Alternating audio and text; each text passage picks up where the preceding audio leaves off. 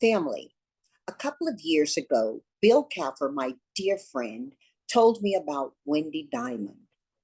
Wow, was I ever excited when I met her. Actually, I was going to the United Nations to receive a Pioneer Award for Women's Entrepreneurship Day there. Wendy was the founder of that organization. And I learned later she was the founder of so many other efforts that have improved the lives of people, of animals, and quite candidly, Wendy is one of the most out of the box thinkers I've ever met.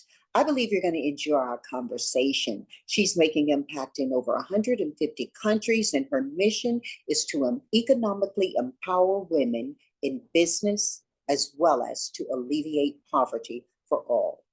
Welcome, Wendy Diamond.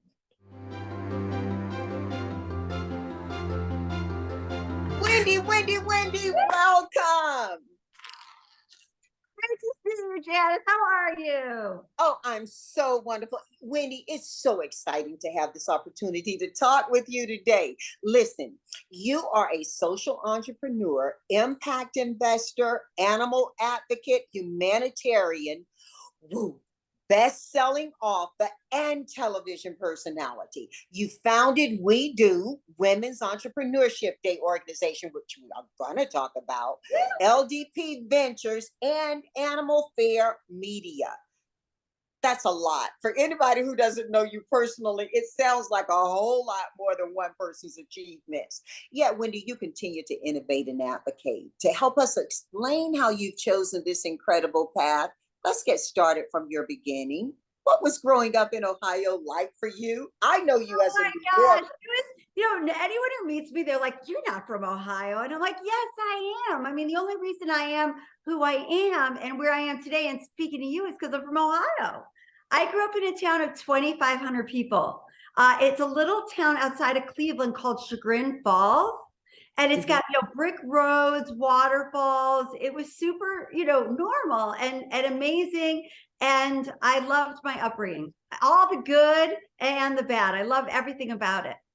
Talk about it a little bit. What was good about it? What was bad about it that you care to share with us? Of course. I'm pretty open. I think I just love this small town. Growing up, you knew everyone, right? As a child and as a girl, I was able to do everything. I played Little League with the boys. I did everything. I was a tomboy growing up because I have 5 sisters and I was the youngest. And my parents' last try, they were hoping for a boy and they got me. And so, I was a very, very active kid in sports and everything. But when I hit 15 years old, I got hit by a car and I went deep into the windshield. I broke my head, my skull, my nose, half my teeth. I was in my lower left leg. I had 3 fractures. And so I was in traction for about 8 months of my life that year.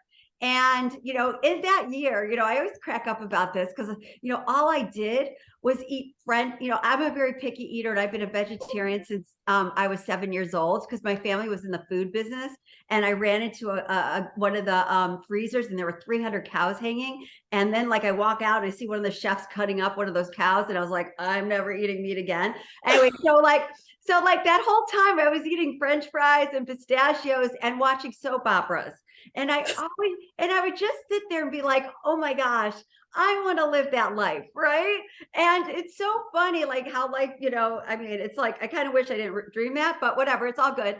So that year, about a year after, my life became normal again, but I was never able to play sports again, like I was, right? Like I did.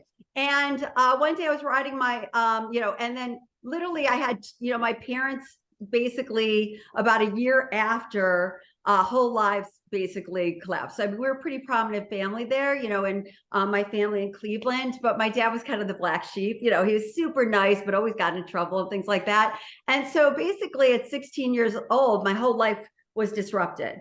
I ended up, my mom actually became mentally ill. My father ended up running off with someone. And so I was kind of on my own at 16. And I lived, on my friends' couches and, with my sister at some point. And I had 2 jobs and went to high school, never thinking, just kind of surviving. And when I graduated high school, I had the worst grades because I could not get in, I couldn't focus at all. My whole life was disrupted, right? And so what happened is I had a conversation with my aunt from San Francisco, and she's like, she didn't really understand what was going on in my life. When you're a kid, you don't know how to talk about problems, right? Or you don't need it. It was kind of like, you don't talk about things, right? So I basically, she said, you need to go to college. And it's like, what? I can't get in anywhere. I had the worst grades. I think I graduated with like a 1.6 or something. And she's like, I found a school in Boston. Why don't you go? Take 4 years. I'm going to cover it. Just pay for your spending money and books, and I'll cover it. And don't worry. And so I ended up going to this old finishing school, turned 4-year liberal arts school for women. It was like 300 women. In Boston, called Pine Manor College. Now, Wendy, you're going to have to explain to many of our family what a finishing school is. It's so funny. Like, I wouldn't know either, right? But when you research it and say, many of them are not familiar with that. They didn't know the Vanderbilts and the Astors. Now, forgive me for not maybe knowing the actual years, but back in the day, right? When it wasn't common for women to go to college and things like that, like very prominent families would send their girls to finishing school. I think this might have been even in like the 30s and the 40s and the 50s, that time period. And what they would do is they'd learn, especially this school, right? Because it was at that time like a 2-year college. They would learn, how to have etiquette and be, a great wife to all the Harvard men, right? But that changed. Pine Manor became a 4-year liberal arts college for women. And if I didn't go to that school, we wouldn't be here today. I mean, that school changed my entire life. How? Because when I went to that school, where I grew up in Ohio, I thought there was nowhere else to live. Like, I was like, this is the greatest city in the world. This is the greatest place in the world, right?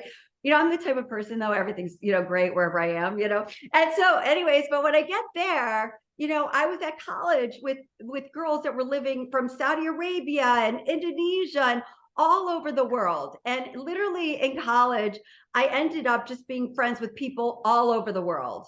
And I never even, I ended up dating somebody from Turkey and like Morocco and all these things. And I would have never understood, about the world and being a global citizen if I did not go to this college, because we were in Boston.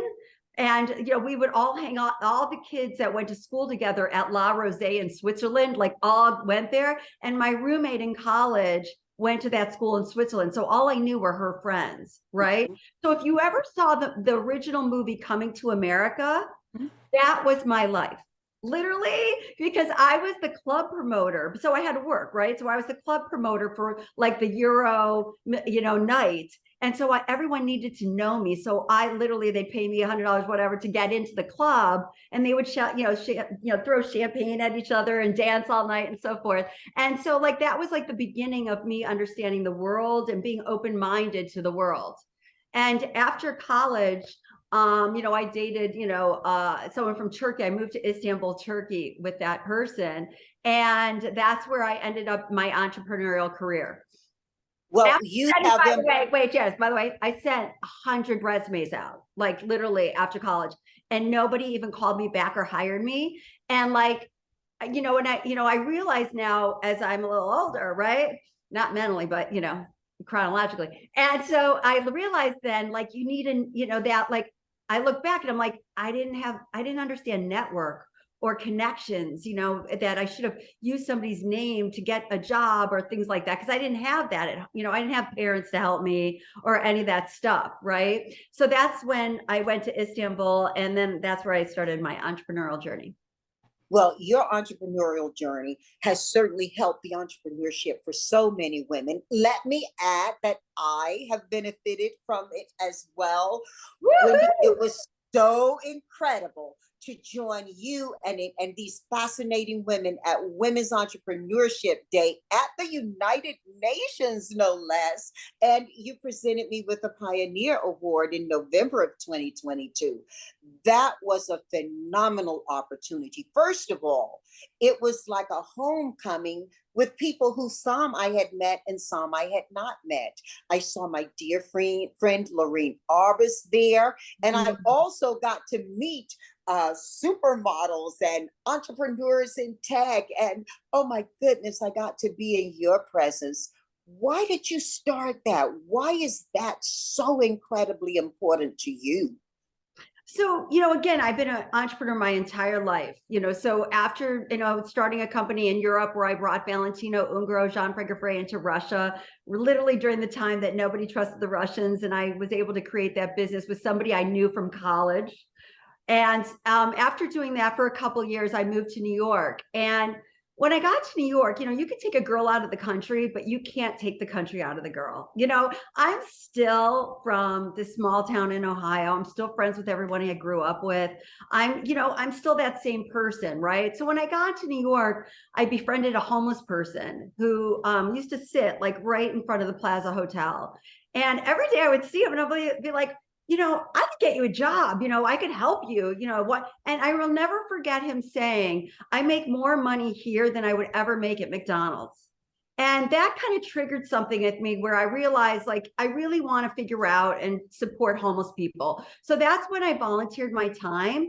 And for 6 months, I fed 1,000 people per week as part of the Coalition for the Homeless. They have a van program where they would like give people like, a cold ham sandwich, an apple and a milk. And these people, when they'd get those meals, you would see these smiles, whether they even had teeth, right? They would smile and they would be so happy. And I would do that every day and then go home and be at like the hottest restaurants with my friends and look around and be like, wow, if they knew what I did today, right?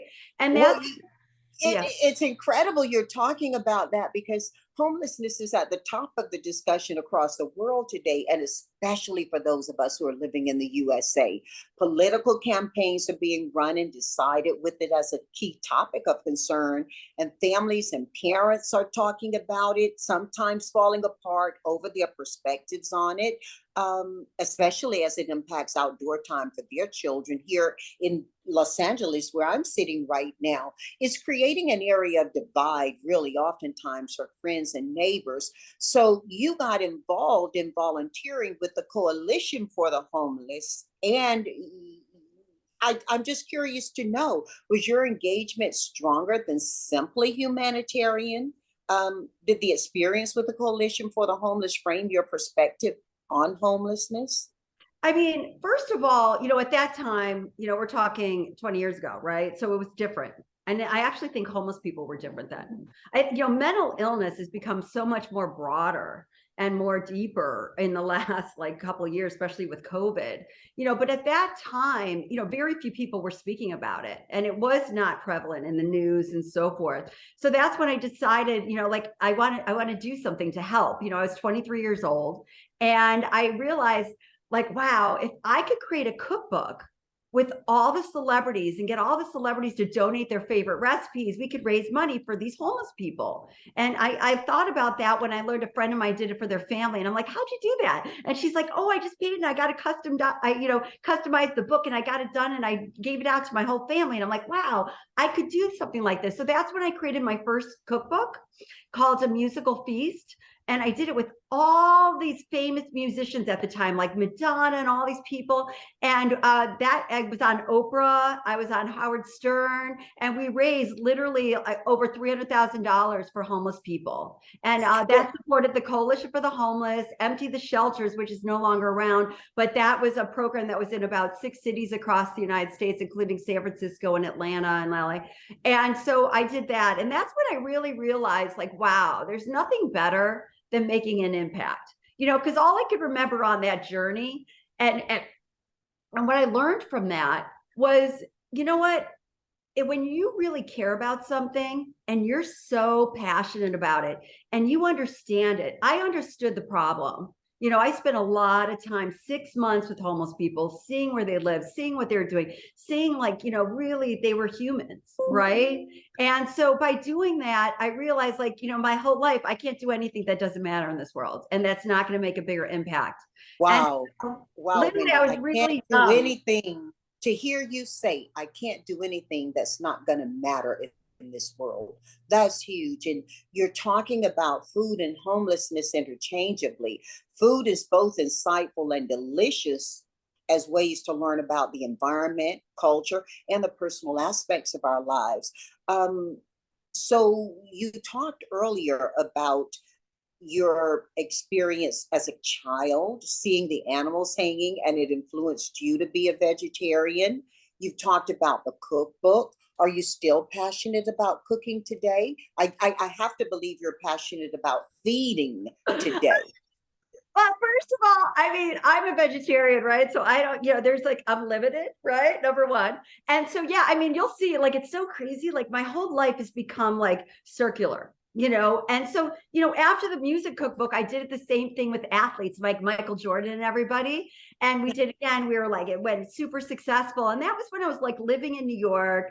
I was, literally realized like, wow, how, you can do anything you want in this world. I mean, I had to learn self-publishing. I had to learn everything because I was an entrepreneur doing this. It wasn't anyone paying me. I had to learn how to get sponsors. And and I love the word no. Because like, for me, keep telling me no, because I'm going to find someone who's going to say yes. And that was kind of how that journey went. Right. And I literally, it was like, and I learned from that everyone in the world wants to help. You just have to make it easy for them. So like I would go out there and I'd be out and I'd say, oh, I'm doing this cookbook to help the homeless with all these famous musicians. And that was like on that journey, I would be like the hairdresser, for, Sheryl Crow, or I'd be, you know what I mean? Or something, or my cousin is the bodyguard for so-and-so. And that's how I put the whole thing together. So I understood at a young age that like people care, but you've just got to make it easy for them, And so Yeah, yeah. Well, while I'm not certain you have institutional data on this, there are varying, even if intersecting, reasons people land homeless. Talk about these and tell us what percentage of cause for homelessness you think can be attributed to poverty. Because you mentioned just a few minutes ago, sentences ago, actually, that the homeless today are different than the homeless then, referring to when you first became engaged. I think we can all listen and learn a lot from you on that. Can you talk about those dynamics of separateness and intersectionality around homelessness? Well, I think, the problem today is what we're seeing. And I'm not an expert at this and I don't want to go deep into it, but Yeah. I kind of look at like what's happening now, with immigration. And, we're especially in New York City, where we've got over 40,000 people that have been rushed over here from Florida and Texas, et cetera. It's really interesting. Like and I look at this for like what I do today with like, with all the entrepreneurs I support and advise, et cetera, is you really need people out of the box. And I feel like, in the political arena, you're listening like to these people that have, not really lived outside of the political world, a lot of them, right? Except Bloomberg, et cetera, like a lot of those different politicians. And, personally, you can't band-aid that situation. You really need to find solutions to help them with job training, mental health support, and by sticking them, and especially in New York City, into a hotel room where we're paying taxpayers money of close to sometimes $500 a night for these people to stay. The key to the game here is to take them outside of cities and put them in a space where they can, have an open mind and be in a community of support. Not when they can walk outside and meet a drug dealer, not where they can walk outside and be pressured with all the stuff that's going on. And there's so much opportunity, whether it's in upstate New York or in little outskirts of Los Angeles, where there's a lot of hotels and a lot of places that would be less expensive for governments to take and would take people out of the situation where they can easily get access to what's probably causing a lot of the homelessness, right? And so my thoughts, when we think about this is, taking upstate, hotels, renovating them, making them into facilities where they can get job training, they can get mental health support, and they can be in nature to get back on their feet. And if they decide after 6 months of taking, this type of escape and to be getting rehabilitated, they could decide whether they want to go back to a city, or they could decide that they, want to take that job training and get a job. And there is so many companies out there that have, you know, I'm a part of Defy Ventures, which takes people that are incarcerated and puts them through an entrepreneurial program while they're in prison. And they have like a 90% success rate, right? Because, and then they have all these major companies that will hire them. You're right. And so they have futures, and of that program, I think it's like less than 10% actually go back to prison, you know. And if you look at the statistics, you know, if they don't go through this program, it's like 90% go back into prison because they don't know what to do when they get out of prison, right? And that's another, you know, reason why there's a lot of homelessness in another way, right? So I think what we really need to do is find solutions and not band-aid the problem. This is huge data that you've given us, and the And by impact. the way, this is my data incredible. of being realistic. I mean, you know what? You know, I don't pretend that I had the best schooling and I'm educated, blah, blah, blah. But, you know, it's reality. You know, we're, Yeah, you know, yeah. if, you know, Mayor Adams listens to this, shame on you for taking the hotels in great neighborhoods and putting these, you know, migrants and homeless people in there, because they're never gonna, they're not there. This isn't reality. You're not going to be able to live in the middle of New York City. My greatest gift I do for myself is have conversations with the Uber drivers and taxi drivers that have spent their whole lives, you know, immigrating here, working, and they're so proud to be Americans because, and all of them mostly say, don't be choosy, you know, and they work hard and they, you know, and they're proud to be here and they didn't expect a place to live, right? And here's where we've got all these people in a lot of these leftist groups, and they can come after me, I don't care, you know, that think that we should just give them, you know, hotel rooms in the middle of the city and, you know, give this. You know, the world is a capitalist society. And that's what our foundation, you know, and we'll go back to that, but that's what our foundation's about, giving a hand up, not a hand out, right? It's not a way to train people. And that's not what America's about. Well, Wendy, that's so much that you and I probably should have a whole conversation about that at some I mean, time. it's just like, I want to go back to like what I did after the cookbooks, because I think you'll understand where my whole life went.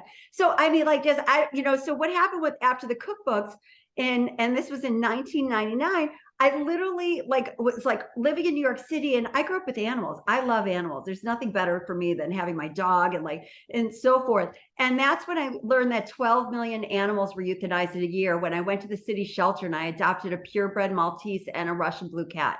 Tasha and Lucky. Yeah, and those were the animals that literally inspired my whole life. Like I literally, when I did that, I came home and I started researching, and I realized 12 million animals per 1,000 years, and that year and that time period, nobody was talking about adoption or rescue. Wait a minute. You said 12 million animals you got here, but these are animals you're referring to who are being euthanized annually, right? That was in 1999. And that was 12 million animals were euthanized a year. Nobody was talking about adoption or rescue. People magazine never had celebrities with their pets in it. You never saw TV shows. There weren't dogs up for adoption on TV, you know, at that time. And that's when I realized, because after doing the cookbooks and self-publishing, right, those cookbooks and being on Oprah and selling hundreds of thousands of books and helping, I realized, wow, if I could bring celebrities and pop culture to the animal rescue world, we could bring that 12 million animals euthanized a year down. Because that was Animal Fair Media. Yeah. Because I knew, right? Because like I am that person. You know, I grew up in Ohio. I had pets. I knew if everyone knew you could adopt any breed, any size, any age, any color, one-eyed, three-eyed, you know, perfect. You would decide to adopt versus buy. So that's when I created the first ever media company to bring celebrities and pop culture to the animal rescue world, Animal Fair, fairness to animals. It was a little take on Vanity Fair. And that's when, you know, I created the first ever pet fashion show in history. No one ever created a pet fashion show, but I knew if I could get famous fashion designers to design one-of-a-kind dog outfits and have celebrities walk them down the runway with a rescue dog, I knew I could, you know, create this whole movement. Because you know, again, it goes back to my thinking, everyone in the world wants to help, you know, we just have to make it easy for them. And so by doing, Yeah. So that's what I did. I created the first media company. I thought, I mean, Purina, like, okay, Purina, I'll never forget having the conversation saying, we can't support you because you're putting dogs dressed up in clothing. Today, they do a huge dog fashion show. You know what I mean? So it's kind of like, you know, I was working, and then, you know, I had a lot of people against me, like the AKC was against me because they're all about breeds. You know, they don't care about rescue because they don't make money from rescues, you know, so they wanted me dead. I mean, I went through a lot at that time. You know, I created Yappy Hour. I created that term. You know, we would go across the country to bring awareness towards adoption. You know, if you're single, adopt a dog, you know, like, and I, you know, 10 books out, 5 TV shows, 3 Guinness World Records, a wing named after my dog at the Humane Society, millions of dollars raised for animal rescue across the country. And, you know, I had a primetime show on CBS. I was on the Today Show. I then got a stalker that completely ruined my life. When, you know, we hear these stories about and they're disheartening stories about the treatment of animals, and what you're sharing now, I really want to, if you're up to it, have you share with us how that stalker ruined your lives, your life. Sure. Because, Yeah. I used to like, wait, Jen, I used to like about, I don't know, maybe 7 years ago, when I talk about it, I break down. Now yeah. I look back on it and I'm like, oh my God, thank you so much. I mean, because the stalker, it was a woman, literally like propelled me to the coolest, like more impactful life ever. And so I'm actually grateful for it. And it's one of the things I learned in life really young is, you know, everything's a positive, whether you know it in a day, a year, or a decade, right? Everything we go through in life is setting us up for bigger and better. And that, you know, you're going to learn something from it that you're going to look back on and say, wow, I'm so glad I went through that and learned from it. And, you know, some things might be harder, you know, and more difficult, but there is, you know, a positive lining to everything we go through. So what happened was, you know, it goes back to, you know, at this time, of course, you know, this wasn't prevalent and people didn't understand how this worked. But in 2011, you know, I have millions of followers. I was on the Today Show every month. I had just got off a primetime show called America Loves Dog on CBS. You know, I had 10 books out, how to understand men through their dogs, how to train your boss to roll over, you know, like doing all that stuff and having so much fun. And every day I would get a dog adopted a day. And, you know, through my social media and the whole thing. And what happened was this person I knew, literally I was always nice to her, you know, she wasn't like part of my world, but I was nice, you know, if I'd see her, I'd be nice. I'd see her once every 6 months or something, get something. Anyways, it was a woman that was jealous of my boyfriend who created, you can't make this up, and who created 50 anonymous email addresses to defame and slander me. So it wasn't public. So she would stalk me. I'd put on like Facebook, I'm going to be on the Today Show Monday. And literally the Today Show would receive 50 emails from John Doe, you know, Debbie who, you know, like all these different people with pretty much the same stuff, defaming and slander me. And what I call those people that, you know, literally took action, I call them enablers, because all they had to do was call what was in there and ask the people, you know, if they would just call the Humane Society of New York or any of those organizations and say, you know, did Wendy steal money from you? They'd be like, no, she's our biggest donor. Mm. You know what I mean? Mm. And so that was happening. And that literally within about a year and a half, my whole life like fell apart. You know, I literally was like, you know, and it was really dark, but in my head, I always had, because, you know, I grew up with like crazy stuff when I was younger. And like, when you go through stuff when you're younger, you become really resilient. Do you know what I mean? You just really realize, you know, and I realized at a young age, and I'm great, you know, and especially like my parents, like they were, you know, they weren't like the best role models, but like they were the greatest, you know, when my dad was you know, on his deathbed, I will never forget saying, thank you for being so crazy. Because if you weren't so crazy, I wouldn't be who I am today. I mean, he taught me so much that I don't want to be, right? Like, you know what I mean? And I did the opposite. Even though he was the sweetest guy in the world, he always got into trouble and did things wrong, you know, and gambled and all that kind of stuff. And so, you know, it just turned me into someone who just only wanted to do the right thing, only wanted to help. So anyways, fast forward, you know, Jimmy O'Neill, the police commissioner of New York, was trying to help me. I had the FBI, everybody. And what we realized is she would go to Starbucks and the libraries to send the emails, so we could never track the IP and catch her. I found 10 other victims, and literally there was nothing we could do. But what I have to say is that led me to being able to take care of my father at the end of his life. I would have never had time before, right? Because I was so busy on TV and doing all that stuff. And that's when I made a commitment to go to 2 new countries a year for the rest of my life. And it was like the end of, I will never forget. It was like the end of the year, and I call up Amex and I'm like, where can I go? Because, if I make a commitment to myself, or I can make a commitment to anyone, I honor that commitment. Like, I'm one of those people, like, you know what I mean? Like, I just will never let anyone down. And so I'm like, where can I fly for free? Because I had millions of miles. And they were like, Honduras. And I'm like, oh, perfect. It's right next to Nicaragua. And that's when I ended up going, not realizing it was the murder capital of the world. And that's where I ended up in Honduras, in a boutique hotel in the jungle.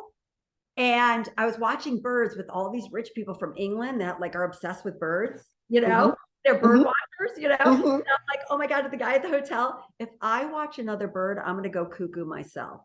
I got to get out of here. Is there anything else I can do? And that's when he said, there's an organization that gives microloans to poor women. I know the development director. It's a 2-hour drive. It's beautiful. It's safe. Go check it out. And that's where my journey and how I learned about women. And I learned that 1% of venture dollars went towards women founders. I learned that these women getting microloans were paying them back at a 98% rate. 90% of that money would go to educate their children, provide for their families. This was data for millions of microloans given to women. When women are empowered in business, especially economically, they won't allow human rights violations, right? And so when you think about why it's so important to empower women, that was that journey. I ended up, volunteering for the Adelante Foundation in La Ceiba, the most dangerous, murder capital of the world. And I'll never forget meeting a 72-year-old woman. She had 3 little kids. I'm like, oh my God, how'd you have these 3 little kids? And she basically said her daughter passed away and the husband ran off, and she got the $100 microloan from Adelante and was, able to open up, her window in her 1-room hut with the dirt floor where she slept with those 3 grandkids, and sold Cokes and toothpaste. And they could pay $1 a month for those kids to go to school. And she was so proud, and the stories. And that's when I was just like, wow, I could do the same thing I did in the animal world for the women's world. I could create a day, create the conversation. And that's when I came back to New York and got, at that time, Governor Cuomo and Mayor de Blasio to proclaim the day. And that's when I went around the world to all my friends from college and my life and said, who in your country, in the cities, are the greatest people to bring women who were able to bring governments, business leaders, civil society, entrepreneurs, investors together to collaborate, to find solutions to economically empower women. And that's how Women's Entrepreneurship Day was created. Wow. Wow. Before I go. One second. I got to get my dog. One sec. Get.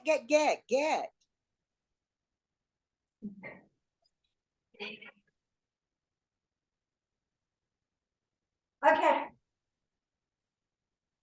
Your person is welcome in your lap on this conversation. Oh, yeah. Come here. Yeah. Check it out.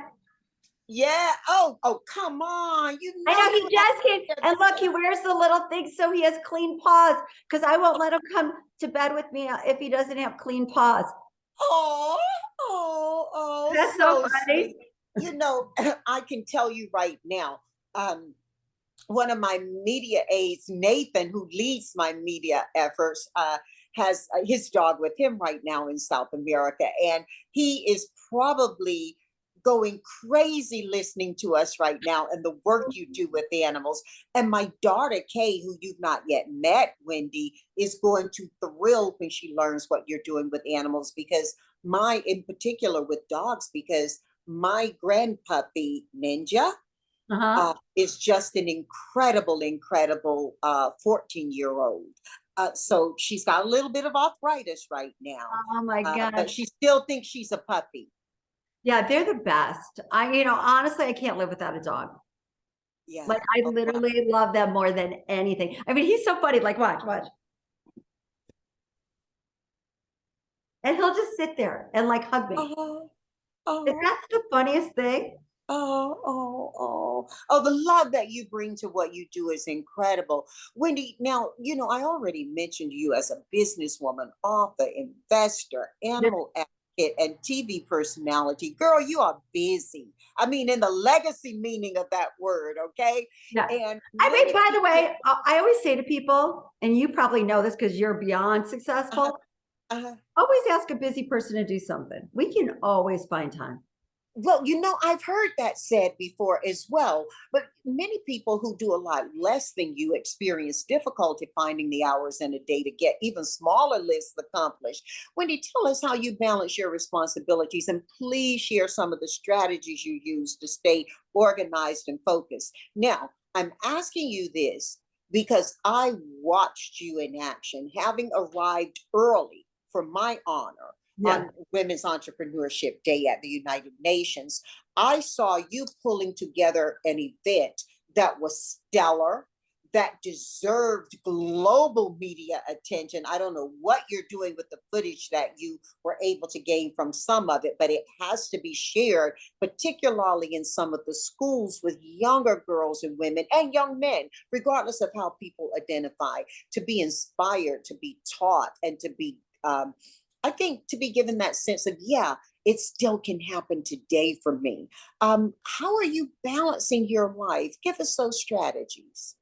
Well, first of all, so listen, it's not easy, right? I'm a positive person. So listen, our movement has been appropriated. We have been, by pretty prominent people. We've been killed, and, sponsors we've had been taken from us, and da da da da. Like, it's just, but one of the things about, let's say, Women's Entrepreneurship Day, it's not, I don't do this for fame, money, or power. I do it completely because I remember that woman in Honduras. I remember what that microloan did. I know firsthand, what we're doing, and I understand the impact that we've had, because of Women's Entrepreneurship Day, for instance, when we launched in 2013, we launched at the UN in 2014, UN Women wasn't even recognizing women entrepreneurs, you know, at that time, that's when de Blasio launched We NYC, a program here in New York City that is an ecosystem builder to support women entrepreneurs of New York City. We're the reason in Los Angeles that Mayor Garcetti at that time dedicated millions of dollars in the budget to fund women entrepreneurs. With the impact that we're having around the world is, for me, it just reminds me. So as much as I'm getting beaten up and like the whole thing, I'm like, just, I love it. I love, and I think what it How do is. you balance it though? Okay, I mean, I'm going to tell you. Okay, how do you do so that? okay, I'm going to go back to something a little wacky, but this is it. About 20 years ago, when I founded Animal Fair, I was working 24 hours a day. Nobody cared about animal rescue. I was, desperately trying to do this, and it was like, my first cover, I had Renee Zellweger and her dog. We had all these people, and it was just really a fight, right, to do it. It finally caught on, but it was a fight. And I was dating somebody at the time, and he smoked. And you're gonna be like, why is she going through this? And it's kind of interesting. And he smoked, and he got me to smoke. And I'm a health nut. I'm a vegetarian who works out. You know what I mean? I'm just like a total health nut. And I started smoking. And I'll never forget. If this ever comes, she'll crack up because I always say thank you to her. This woman, Claire Weinraub, she was a producer at 2020. And she was an old friend of mine. And she said, Wendy, let's meet for lunch. Everyone needs to eat. And I'm like, okay. And I go meet her, and I had the patch on, I had Nicorette gum, I was smoking. I said, take me to St. Vincent's. If I have a heart attack. And she said, we just did an episode on 2020 on this man called the Mad Russian in Boston. She's like, you should just go. Harvard spent $30 million on a study on him. And, and he stopped smoking. They couldn't figure out what he does, but just go because it works. And I literally went the next week. And in 1 hour and $65 cash. And if I ever need to go back, I would never have to pay again, to this guy. I learned, first of all, I stopped smoking, never smoked again. Stopped drinking any Diet Coke or anything processed. I work out 3 times a week religiously because I made that commitment to myself because of him. I never eat between meals. I eat 3 hours before I go to bed. And I stopped biting my nails. I never bit my nails again. But the most important thing he taught me was I learned how to control my mind, the way I see, think, and feel. So meaning I never go dark. Do you know how like you sometimes like, you go and you're like, always me, my life sucks, and blah, blah, blah, blah. Whenever I go there, and you know how we used to hear like, oh, you could change your mind in a second. Well, you really can, so I learned from him how to control my mind. So number one, if I'm not going to worry about it tomorrow, I'm not going to worry about it today. So I don't let little things, anything bother me. Traffic jam, a rude person, a kooky customer service person, never, I don't care, and then I really learned, the way you see, like, okay, you're the most beautiful woman, right? That's what I see. Some people might say, oh no, she's not. I only like, black-haired woman, right? Right? You know what I'm saying? So Yes. I see what I want to see, and I only want to see positive things, right? And the way I feel. I will not let anyone ruin my day. Because I know I control my life, right? So I know, like, when I start thinking dark, oh, this is too much, I'm overwhelmed. I'm like, get over yourself, Wendy. You didn't have to do this. You chose to do this. And so, and that helps me, I just learn how to control my mind and the way I see, think, and feel. And let me go back to saying I work out 3 times a week religiously. People, I don't know if you read that article in the New York Post about a guy that spends $2 million a year on his health. Did you read about that? Yes, I did. Yes, I did. I read into everything he's doing. I already do 75% of stuff he does. And I'm not paying, more than $10 a month to go. Are you talking about the guy who lives in Venice, California, and takes all the treatment? Yeah. Let me give you the tips on what he does. And it's what I've been doing my whole life. I go to bed at the same time. I wake up at the same time. I work out 3 days a week. I lift weights. I lift 8 machines, 10 sets each, 3 sets. I do 30 minutes of cardio. I do slow, then high to build up my heart rate. I'm a vegetarian. Our bodies are not meant to, digest processed foods. If you're eating a lot of processed medications and foods, it's screwing up your whole body. It's getting stuck because our bodies don't know how to process that and digest that. Right. And so, I watch everything I put into my body. I make sure I get the protein, I love protein shakes, you know what I mean? Like, I just do that. But the most important thing is your mind, and just, and I don't, I'd rather be alone than negative people. I'm not scared of being alone. I'm not scared about, things. And I think it's just kind of keeping that. And again, people are like, well, how does she do it? Well, remember, you got to look at people's backgrounds, right? Like my background, I dealt with up and down, up and down. So I'm really happy like this. I don't need to be famous. I don't need power. I don't need money, because I really know what makes people happy and what makes me happy. It's great to, be comfortable, and it enables me to do what I want to do, but it's not a driver. Like, I don't need, things. Wendy, my personal definition of success was defined by Earl Nightingale. So to me, success is the progressive realization of a worthy ideal. You're talking about success tactics. We've all likely heard some version of what the mind can conceive and believe it can achieve.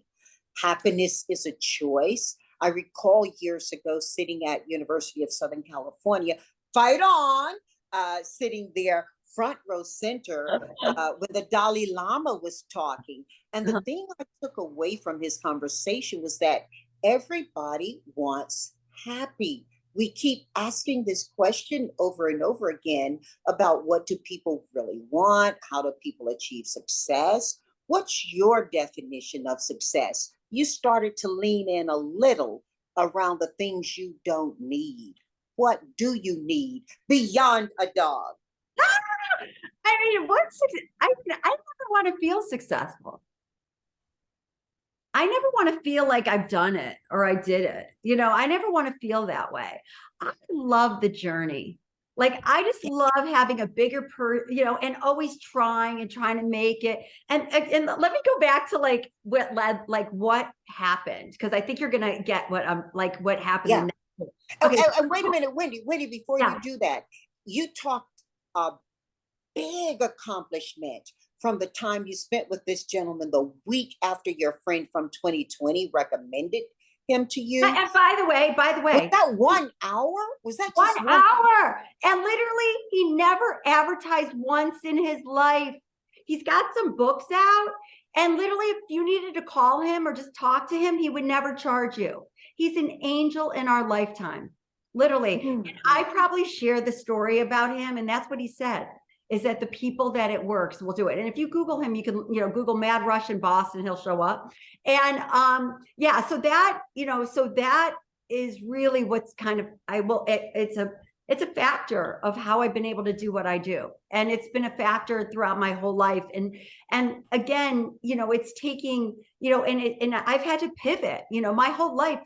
I spent my whole life creating the animal rescue movement and creating pet life. I created the term pet lifestyle and YAPR. And, I had this huge life, and it all fell apart by one person with a bunch of fake emails to defame and slander. Has that ceased now? Did you complete? Yeah, but she can't hurt me now.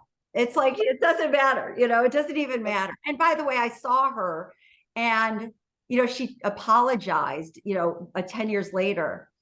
And I said, I'll accept your apology if you go public about it, but I saw how dark she was, and I felt bad for her. I feel bad for people. Usually the happiest people have had it the worst, have had difficulties, right? It's like, the people, so I look at that as just the greatest gift. Like, thank you so much, because if she did not ruin my life in the animal world, I would have never created Women's Entrepreneurship Day. Thousands and thousands and thousands of impoverished women have received our microloans. We created the first ever women in disability startup cohort to help disabled women become entrepreneurs. Google for Startups is now funding it. This would have never happened if we did not do this. Our ambassadors, we have over 300 ambassadors around the world representing our foundation in their countries, and we give them the toolkit to bring governments, business leaders, civil society, investors, entrepreneurs together. So what we did at the United Nations is happening all over the world, including your town of Los Angeles, and the impact that we and Vegas. Oh yeah, well, we're in Vegas actually. And so I look at it like, it's just thank you to her. And then it came out. I always say to people, like, be open. Right? I'm a yes person. Yes, I'll do it. And I'm open to everything. Like, okay, I want to learn, right? Embrace technology, like embrace everything that comes your way, because you know what? It's happening quickly. And this is kind of what happened with Women's Entrepreneurship Day. In 2014, my team in Africa introduced me to a goat farmer in Botswana. And this goat farmer, she had a son that had really a really deadly disease. And she was desperately trying to figure out, how can I pay for my son's healthcare? I don't know what to do. And Botswana is not like the US, you know what I mean? It's a little more complicated. Right. And he passed away. But on that journey, she learned about Bitcoin. And she created the Satoshi Center in her one-room dirt floor hut. And I learned about her in 2014. And because of her, I learned about Bitcoin. And that's where I learned about how, I believe it's the most, high integrity deflationary financial instrument ever created to enable the 2.5 billion unbanked, who are mainly women, financial inclusion, right? And why is it high integrity? I mean, I don't know if your viewers understand Bitcoin, but why is it high integrity? Because the founders of Bitcoin, when they created it in 2008, right after the housing and financial crisis, and who did the government bail out? Not the people. They bailed out the banks, and the banks got the money. People had lost their homes, lost everything. 5 of the smartest cryptographers came together. They said, we can't use our names. The government will shut us down. And they created a fake name. And they created a fake name and they put it out on blockchain, which is the most innovative technology in the world. And it enables traceability, transparency, immutability to enable peer-to-peer transactions without the need of lawyers, the governments, the banks, right? And why is this high integrity? It's the first time in history, the history of man and womankind, that a government or people do not control the currency. The founders didn't care about fame, money, and power, the 3 evils that are destroying our world, right? They created a fake name, so they have no power. They created a fake name, so they have no fame. And they've never transferred or spent one of their Bitcoins. They're probably the richest people in the world. And you'll never know their names. And that is why today, you know, this is the biggest global currency and it will be in the future. But I got into that in 2014 because of my foundation and because of a goat farmer in Botswana. And because of that, you know, I got into this whole ecosystem and got into impact investing. And now, like, you know, I have to say, like, it's the greatest gift because now, you know, I help fund and advise some of the most smartest women entrepreneurs in the world that are really making incredible impact, you know, including, you know, Base Paws, where I met this woman who was creating the 23andMe for pets, you know, who literally just came off a Shark Tank. And 23andMe for pets was basically, her idea was Base Paws, that you would sell that data to the pet food companies and the pet health companies so they could create better pet food to help your pets live longer, and better medications to help your pets live longer. And I got involved in that company and I brought in all the investment for that company, you know, well, not all, but most of it for their seed round, and then introduced her to a lot of the big pet health companies because that's my background. I know all the players, right? And they ended up selling to Zoetis, what the biggest pet health company in the world, at 40x. So like my whole thing now is helping these women entrepreneurs, you know, to, you know, make, you know, a positive imprint in this world, and to help this world become a better place. Well, Wendy, you know, you do so much. And while we don't advocate for anybody's beliefs, anybody's positions, whether it's Bitcoin or whatever, you have achieved a lot. And how do you curate that and create, if you will, advice for our young people? I don't know, we call you an activist. I don't know if you identify yourself in any way, but you certainly are an entrepreneur. I'm a do-gooder. I'm a do-gooder. Yeah, you're a do-gooder. Like, all I want to do is do good. Listen, you're a do-gooder. We have something in my community we refer to as doing well and doing good at the same time. How do you, because many of the people who are a member of our family are entrepreneurially spirited, how do you curate your experience, your knowledge, and offer some advice to them on how they can do well and do good at the same time? 100%. Find something. You got to find purpose. Why are you working on whatever you're working on? And how is that going to drive you? And when you think about it, it's not work, right? Where you're so passionate about it that it becomes part of your lifestyle. Everything that I have done is part of my lifestyle. Everything, it's because I care about it. And I think number one, purpose. And purpose brings passion, right? Because you have to be so passionate about whatever you're doing. Because let me tell you something, there are a few overnight successes. I have certainly, like, I did not get, it took me, 20 dog years, you know what I mean? To like become, you know, what, you know, I was able to finally become in life, right? And I feel like you have to have passion, you have to have purpose, you have to have perseverance. Just expect 20 no's to every yes, right? And remember, the most important thing is everyone in the world wants to help. You just got to make it easy for them. Talk to people, bring your community together, whoever it is, because everybody is an expert at something, right? It's, everyone has had experiences enough to be an authority on something, and everyone can contribute to the success of everyone if you just enable it and let it be. Wendy, And how's your mom doing now? oh, so both my parents are up in heaven. And this is so funny. I always say to people, now I can't do anything wrong because they're always looking down. It's true. I always think that way. That's beautiful. I read somewhere, I believe, that you hold 3 Guinness World Records. Is this true? Yes, yes. And I'm going to get another one. Okay. And so, yeah, so the first Guinness World Record, this is funny. So the first Guinness World Record. So, when I created Animal Fair, Paris Hilton didn't even have dogs at the time, right? Like we're talking way before. Howard Stern and Beth Stern got into animal rescue because of me. They started coming to my animal rescue events. And that's how they got into, supporting the North Shore and the things like that. So I was like I was a pioneer in the space, right?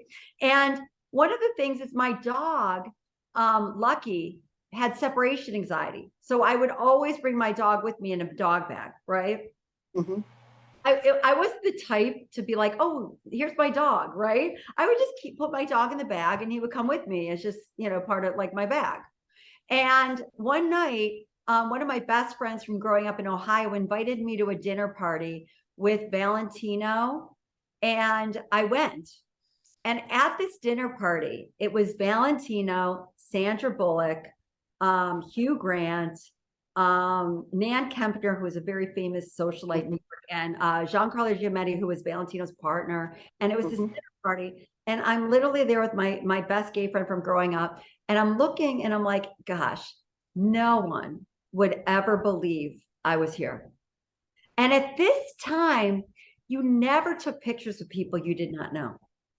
I mean, it's only come now that everyone takes pictures with people and they don't even know them, right? Oh, and look, I'm with who, you know what I mean? And so I'm just sitting there and I was like, oh my gosh, I can't believe this. I'm in shock. Don't forget, I'm from Ohio. This isn't my life, right? And I'll never forget, I took out my disposable camera. Remember those? I took out my disposable camera and I'm like, Hugh Grant.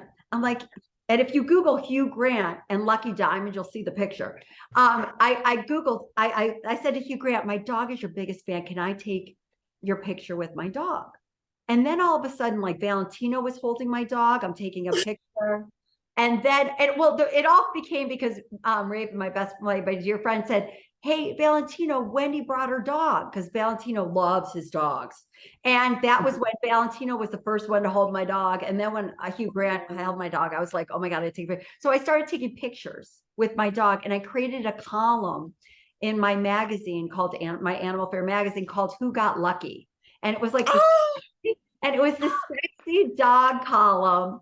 It was a sexy dog column in the magazine, right? And like I would talk about, like the events we'd go to that were supporting animal welfare and rescue, and I would, do that. So I literally had about 700 photos from Kim Kardashian and my dog, Kanye West and my dog, President Clinton with my dog, President Obama with my dog.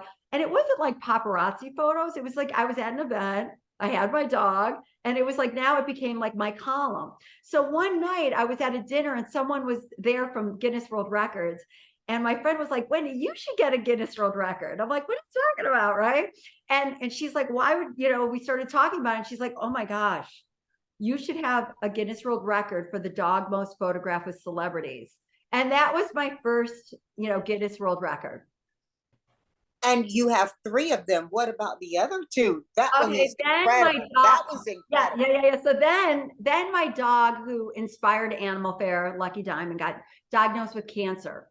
1 out of 3 dogs, get cancer. And it was like my whole life. That dog represented the animal rescue movement. That dog, you know, literally was the reason, you know, I got into animal rescue. And if that dog, you know, what you see today in the animal rescue world, where people and everyone's got their celebrities and pets, and now there's Instagram pets and a whole thing. None of this, you know, might not have happened if we did not create Animal Fair, right? And it was like my whole life, right? And so everybody in town, when they learned my dog was dying of cancer, were calling me, what can we do? How can we help? And a friend of mine was running the Essex House on Central Park South and said, Wendy, we'll donate the ballroom. Let's do a memorial. Let's do a event. And then one of the greatest people I've known in my life was named Harriet Rose Katz. And she was the most, you know, prominent event, you know, wedding person in New York City. She would do, you know, if like a bank was doing $1 million, you know, wedding or meeting, she would do it, or she would do the most biggest weddings and everything. She called me up hysterically crying, and she's like, oh my God, your dog can't die. Like, what can I do to help you? And then I got a call from a producer at TLC, you know, the network. And, Yes. and they were like, we really want to do, you know, a dog wedding on Cake Boss. And so my memorial turned into a wedding. And then the wedding, the Essex House said, we'll do the wedding. And then Harriet Rose Katz was like, let me produce it for you. And literally, I'll never forget when we were sitting there at the Essex House, and she's like, well, what about a band? And that's when she called Hank Lang Orchestra. And the next thing you know, we have in 1 minute, we got a 24-piece orchestra donated. Wow. And they didn't even think, when Harriet Rose Katz called them and said, I'm doing a benefit to support animal rescue and dog cancer in honor of Lucky Diamond, my dog. They literally, there wasn't 1 second, they just all said yes. So we had Floralia, the Waldorf florist, gave us $50,000 worth of flowers and a hoopah where they got married. And then we had Triumph, the insult comic dog, you know, was the officiator of the wedding. You know, they never, and my dog ended up marrying a poodle with blue hair from Richmond, Virginia. And they never had to live or sleep together. They just had to support animal rescue and welfare together. And so they got That's married. a good marriage. Yeah, they never fought. Lots of puppy love. And so that was it. And that was and literally it was over $300,000 of donated stuff. So we didn't pay, but we raised enough money for a wing at the Humane Society of New York to help people who can't afford critical care for their pets get critical care. So, and it was, you know, the Lucky Diamond Critical Care Ward at the Humane Society of New York. So that was the second Guinness World Record.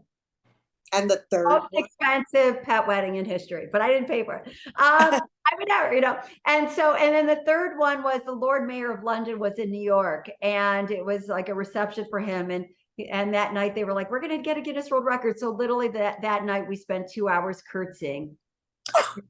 And so I have my own Guinness World Record of the longest curtsy reel. So that was what it was. You know? Well, listen, when I asked my mom about a word someone was using, and I said, oh my goodness, they're using profanity. My mother is this very Southern woman, Wendy, who you will meet. And she said, oh, Janice, don't you understand? All cussing ain't profane. And so I have to think about it that way when you talk about breaking the world record for cussing. Okay. But, curtsying. Curtsy, you know, like the Queen curtsies? Yeah. Not cussing, curtsy. So curtsying. Remember, didn't like Meghan Markle pretend she didn't know how to do it or something? You know what I mean? Curtsying. Yeah. Yeah, now that's pretty good, and it's pretty healthy too, right? You felt a little sure after that. But Wendy, observing your many achievements that are so philanthropic at core, you more than have a heart for humanity. You're a student of the world. Don't you think that's true? Don't you think that plays into a lot of what you do and who you are? Well, I mean, when you define student of the world, what does that mean?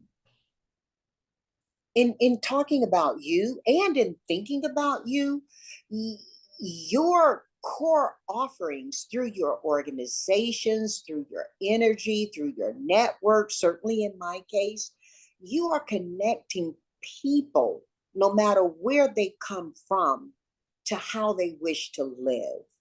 And and from what I've learned about you, that's about people learning to live together peacefully, ambitiously, and with a lot of joy. And that's how I see you as a student of the world. Yeah, like I just believe that we're on this earth for a short period of time. We can walk Mhm. out the door tomorrow and be gone. And so I think it's just so important to live a life of integrity, right? Mhm. And I think bringing that word back to society about integrity, because at the end of the day, it's especially with technology today, you have to really look at like who you are as a person, right? And if I, die tomorrow, I will have the biggest grin on my face because it's been the greatest ride, right? I And love that. I'm like, thank you. Oh, I love that. I love that. That's what your headstone will say, right? Thank you, world. Listen, before we play our game 4 for 4, is there Okay. anything else you want to share with our growing family? Um, that you can do anything you want to do if you put your mind to it. Love, love. There's everything out there to help you. YouTube, AI at your fingertips to help you do what you want to do. And And just, what's coming next for you, Wendy? What else have you got going on that you can share with us? it's our 10th year anniversary for Women's Entrepreneurship Day. So we have something really exciting. I'd love you to be a part of it, Janice. That is going to enable everyone in the world to be a part of Web3. And do you understand Web3? Talk a little bit about it so everybody can understand it. I don't know Um, that we'll understand it fully, but give us oh, Janice, I'm the best to tell you because I'm not that smart, and I literally love telling people about this. Okay, because I get it, like I really get it. So what Web one, Web one was like a static website. You had a picture, right?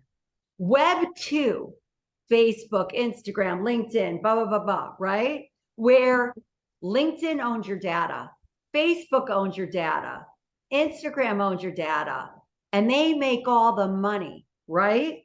Web three is you own your data. You make money from your data. So that is what Web3 is. That is what blockchain and Bitcoin, the mother of this whole ship, enabled. And how's that connecting to your upcoming event? Well, I'm not going to say because I don't want other people to do it before we do it, but we are going to enable everyone in the world to be a part of Web3 in a very simple 90 seconds. They will have something they will forever hold for their entire lives. You got us intrigued. That will represent them and represent who they are. Wow, Wendy, you got us intrigued. I can hardly wait to see. Are you ready to go 4 for 4? Are you ready to go 4 for 4? I'm scared for 4 for 4, but let's do it. Let's do it. Let's do it. Okay, so I'm going to ask you 4 questions and you'll give me 4 answers to each of those questions. There are no wrong answers. I am so excited to play this with you and to hear your answers, Wendy. Let's do it. Okay, so Wendy, you get to invite 4 people to dinner from any time in the past to future. No, to present, not future, to present.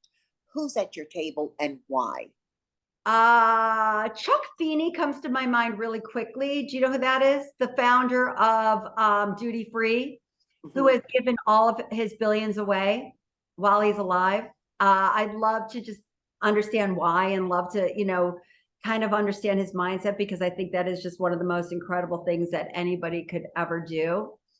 I would love to have Mackenzie Bezos because I think, she represents what I wish every billionaire represented and how she has just really been so authentic and and has high integrity in everything she does and the way she's been giving her money away. Have you invited her to the next Entrepreneur Day? I don't know her. Okay. but I'd like to. I love Neil Diamond. So let's throw Neil Diamond into the dinner. Like, I'd love to meet Neil Diamond. I think he married a blind person.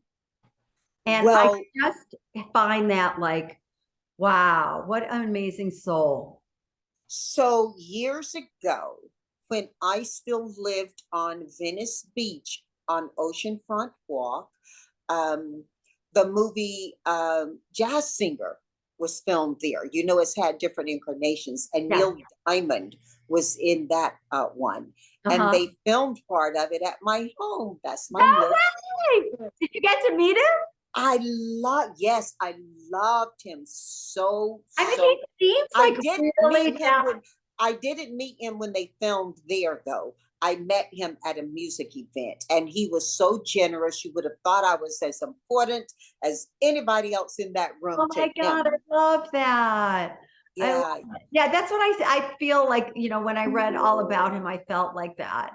So who's your four? And he's saying that Coming to America that blew you away, right? I loved it. Oh my gosh, Janice, have you received the Ellis Island Medal of Honor? No. I'm gonna nominate you. Okay. I'm on the board of Ellis Island. Oh my goodness. Yeah. And we do every year the most incredible. I mean, it's at Ellis Island. You're gonna be like, oh my God. I won't. Well, in my own way, I had to come to America. I came to America through the civil rights movement versus Ellis Island, but we all had to get here in some way with a very difficult journey from a very painful past, didn't we?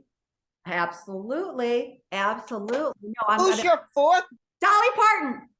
Oh my goodness. I love her. I love Jolene. I love Islands in the Stream. I just love her. I really do. I don't, what I love is that music still had positive words. It was beautiful. It was, and it's like, what I listen today, it's just hard for me to like appreciate it as much as I love that kind of music. And so I love, I'm definitely quirky, and I love, I think Dolly Parton would be the one. And Dolly Parton is who I'd also want at my dinner.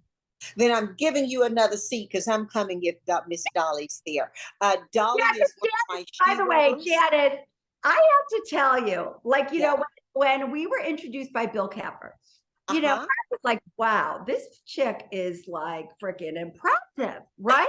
I was like, yeah, she deserves, the Women's Entrepreneurship Day Pioneer Award. I mean, you are so impressive. Well, you just stole my thunder because like literally listening to you speak and then like dedicating, you only received like 4 or 5 minutes, right, to speak.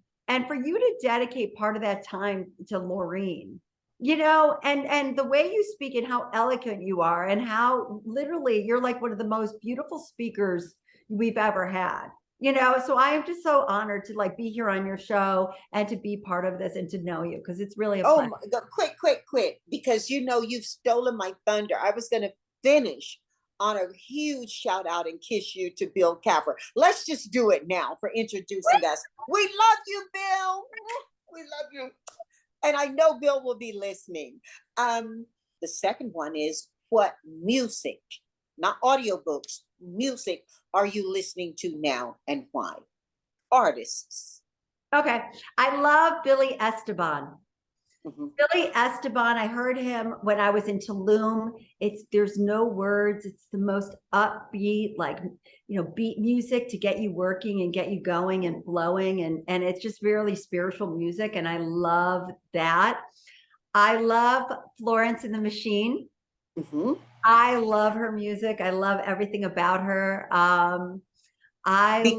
Because I just think she's really, really talented, and that she, her words, I love her words. They're strong. They're, like kind of anthem music, you know what I mean? And I think she just really is genuine. I like kind of, so I wouldn't say anybody I didn't have respect for.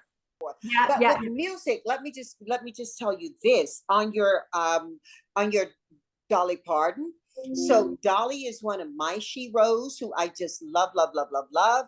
And I grew up on Saturday seeing the Dolly Parton and Porter Wagner show. And I remember Dolly being asked by some person how she felt about Whitney Houston's In Essence, I will always love you, that song. Yeah. Being bigger than hers was, reaching a bigger audience. And Dolly said, "Oh, I thank her because I earned more money on hers than I did on mine too." And just that really sense of joy and support of all Yeah, people that I she know. brings to what she does. Her music, her lyrics, and her music translate across genres like crazy, don't they? I mean, few people do that. Lionel Richie does that, but hers in particular, I think, because she's such an incredible storyteller. Yeah. Yeah, and what I love about her, as she's embraced Web3, she has created her next album through an NFT. She is just, all about that. And she has been a role model, right? Like a complete role model to everyone. And she was part of my cookbook, my musical feast cookbook. Yeah. So I love her. And I met her at like the Songwriters Hall of Fame Awards when I was young. And we were in the bathroom and she was and she looks exactly like you see her. Like just perfect and so sweet and You so see her heart before you see anything else. And I know she loves to joke and talk about, they called her the town tramp, and that was my role model. That's who I wanted. By the way, I'm blonde because I wanted to look like Dolly Parton. Most days I'm blonde. I'm heading to Cancun though, so I don't know if I'll be blonde going there, but yeah, she really is, and you're that kind of person where you see your heart and you see your hope, you see your promise and your passion before you see anything else. That's what happened for me when I saw you. So, hey, thank uh, you. Thank you. so Wendy, what 4 books do you recommend to our family and why? Okay, I can't do books because my mind doesn't allow me to sit down and read a book. But I Uh-huh. will give you the 4 best documentaries that will change your life. Excellent. I recommend everyone to watch Crip Camp. It's 100% on Rotten Tomatoes, and it is one of the most inspiring documentaries in the entire world. It was up for an Oscar, and it is literally about the reason. It's the reason why we have the American Disability Movement. In the 60s, they literally would put people away that were disabled into homes and lock the door. And this is a documentary that follows the first ever camp for disabled children. And you literally see these kids for the first time ever. And this is real footage, right? The first time ever that they ever met a fellow disabled person. First time ever they held hands with someone. But what's really cool about this documentary is that those kids from that camp came back together about 10 years later in Berkeley. And they took over the federal building with the help of the Black Panthers. And that is the reason why today we have the American Disability Act. Well, And, I will. that movie, by the way, I got obsessed. I searched for the disabled woman that's in her late 70s now. I searched for her and I found her. And I invited her to Women's Entrepreneurship Day. And we honored her as our human rights pioneer. And because of her, I thought of the idea of creating the first ever women in disability startup cohort. And now, as I mentioned, Google for Startups is doing it. So, that I love, all about that. And I think, as we know, the #1 minority in the world is disabled people.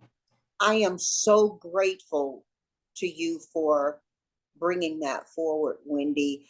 My dear friend Lorraine, who you just mentioned, her mom funded the Jerry Lewis Telethon. And Lorraine shared with me that she had a sister who was disabled. And her family, as wealthy as they were, her family couldn't stay in any hotel other than the Howard Johnson, I believe she told me, because that was the only hotel that would allow people with visible disabilities to be present in the restaurants. So here you got this accomplished family doing incredible things across the world, and they can't go to a restaurant for dinner in any hotel but the Howard Johnson. She became impassioned about that. And she started to fund the Jerry Lewis Telethon, as I mentioned, and she too campaigned and worked in DC. Well, like literally her parents, basically, because her father founded ABC Television, right, the ones that pushed and supported that movement, and that's the reason why we have the American Disability Act. They also founded United Cerebral Palsy Foundation. Yes, yes, yes.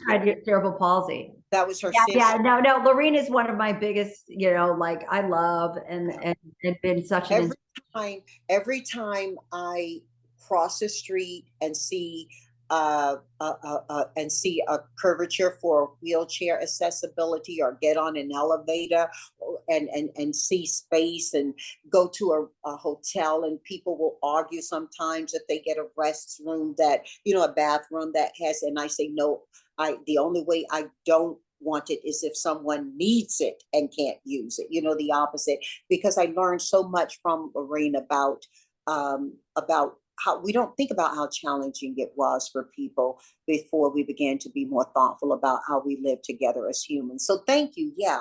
Number one on your list of documentaries. Yeah. What are the other three? Okay. I'm going to go all movies. Okay. The second one I just watched that I thought was so beautiful, inspiring, that everyone should watch.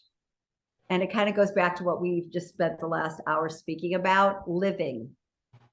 It's a small movie, but it's an amazing movie about a journey of a man who spent his whole life working, and what he does at the end of his life, and that people should recognize that we should do it now, not at the end, right? Because you will feel so much better about yourself the more you give. I promise, the more you get. So Living. The next movie, I would say Coda.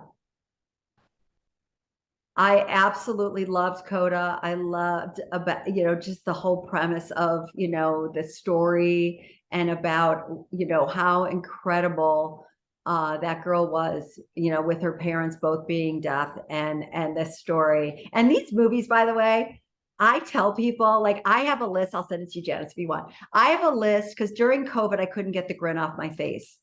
I literally researched movies that had over 90% on Rotten Tomatoes. I didn't care what it was based on. I would watch it. And that's how I stumbled across Crip Camp. That's how I stumbled upon a lot of these movies. I mean, there are some incredible movies that don't have the PR and marketing that I swear if people watch that, they would become better people. Stop watching these murder, these murder things and stuff like that, and watch more positive stuff.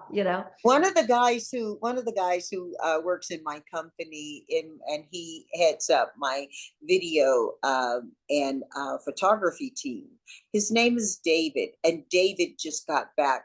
He had just gotten back from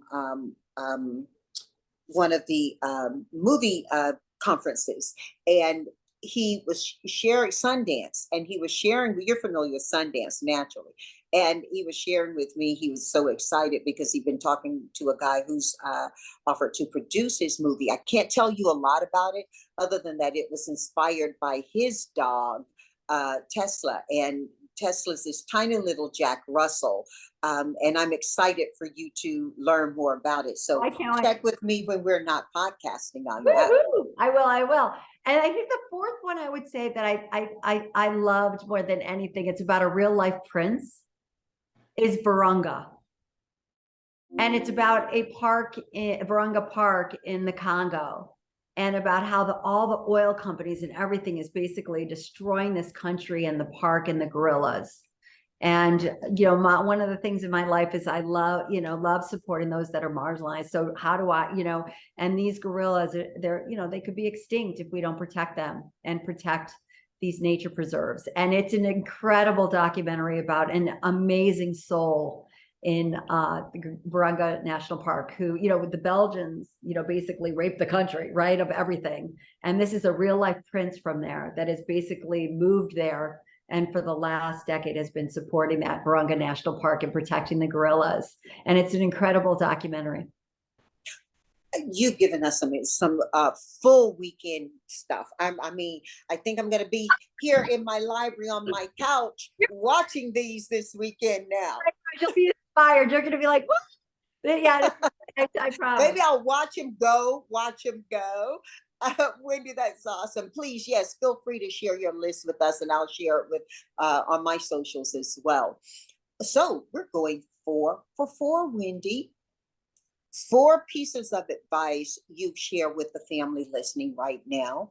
And if someone gave that advice to you, please give homage to them, share who it was. Importantly, tell us why you think each of these pieces of advice is so important today for us.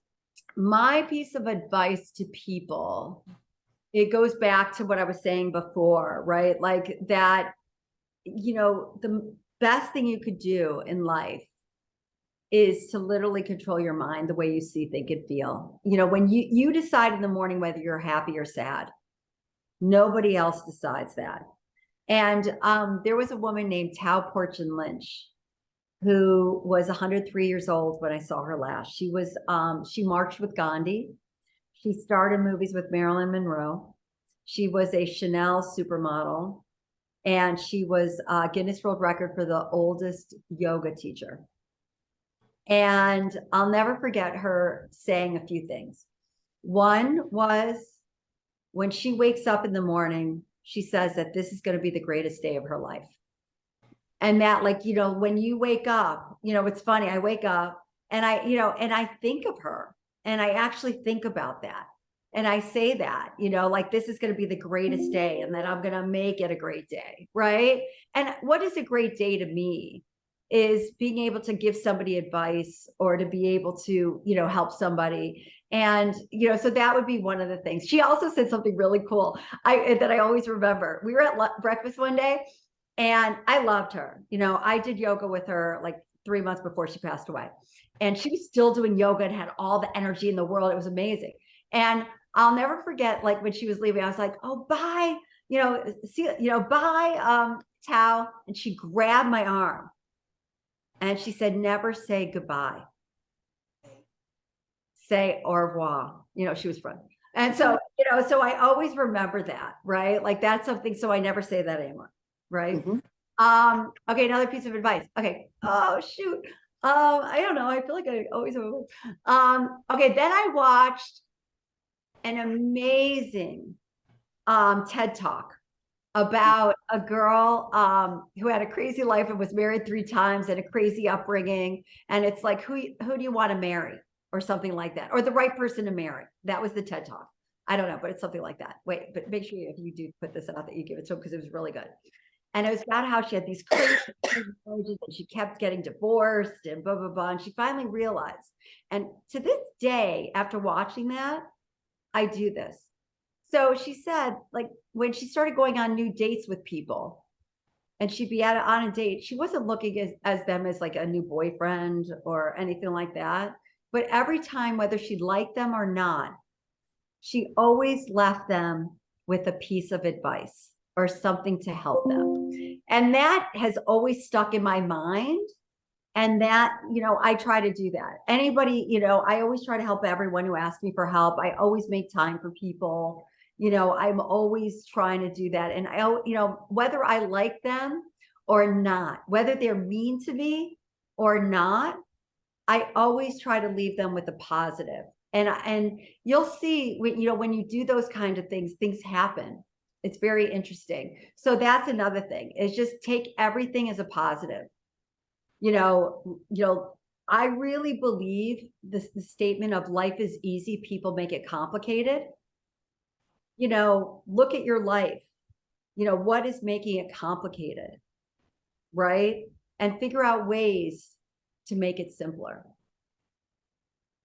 And then, other pieces of advice. Okay. This is a funny one I do. Okay. These are 2 funny ones. Okay. One, always remember the crazy is the crazy you're fine with. So any relationship, No one's perfect. People are all crazy somehow. But always when you're in a relationship, does the positive, outweigh the crazy? So is the crazy, the crazy you're fine with. If it's not, move on. Mm-hmm, mm-hmm, mm-hmm. And that goes my sister used to always say, you know what? I'm scared of anybody who doesn't have a little bit of crazy in them. But everyone does. They just don't admit it. Okay. And that's it. So the crazy, the crazy you're fine with. So look at every relationship and do that, right? And then nothing good happens outside the bedroom.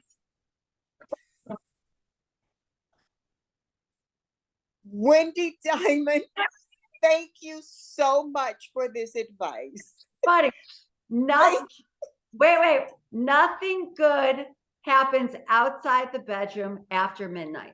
So you better go home or do that. You know what I mean? And that's another piece of advice. You set that up so beautifully. I love rejection. I love it because at the end of the day, if they reject you, find out why, because then it'll perfect you to getting a yes. Mm-hmm. Wow. Hey, I have enjoyed 4 for 4, this conversation. Most importantly, I enjoy that you are alive. Wendy, thank you so much from my heart to your home.